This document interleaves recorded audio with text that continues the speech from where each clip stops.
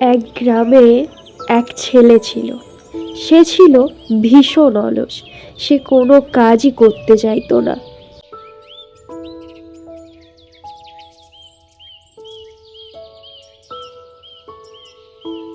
রাহুল, এবার ওঠ ঘুম থেকে। তোর বাবাকে একটু সাহায্য কর। হ্যাঁ মা, উঠছি আর একটু পরে।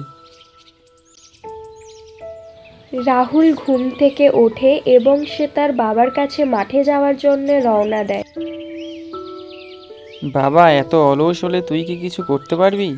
তুই মাঠে এসেও চুপ করে বসে আছিস। বাবা, আমার কাজ টাজ করতে ভালো লাগে না কিছু। এরপর রাহুলেরই এক বন্ধু শহরে গিয়ে এক দোকান খোলে এবং অনেক টাকা পয়সা রোজগার করে। তাই দেখে রাহুল বুঝতে পারে যে তাকেও কিছু করতে হবে।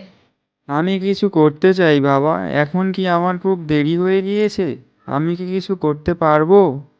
দেখো রাহুল বাবা, যা হওয়ার তা হয়ে গিয়েছে, তুমি এখন থেকে চেষ্টা করো কিছু করার।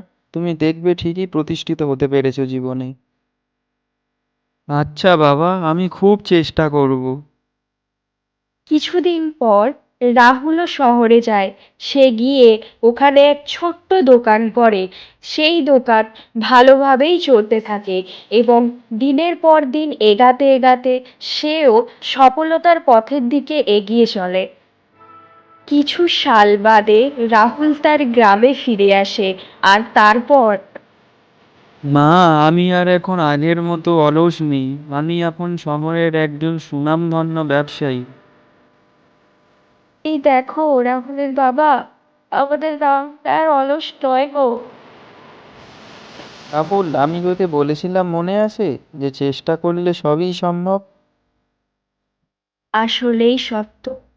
এই গল্পটা আমাদের এই শিক্ষা দিল যে জীবনে চেষ্টা করলে সব অসম্ভবই সম্ভব হতে পারে।